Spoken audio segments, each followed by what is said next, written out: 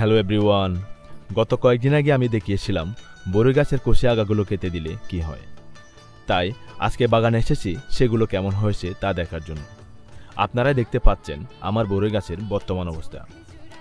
আসলে বরই গাছের কষি আগাগুলো কেটে দিলে সে কাটা অংশের পাশের পাতার গোড়া থেকে নতুন আগা তৈরি হয় এবং সেগুলো বড় হলে বেশি ফলন পাওয়ার সম্ভাবনাও বেশি থাকে। তবে এটি শুধু আমার ব্যক্তিগত পদ্ধতি।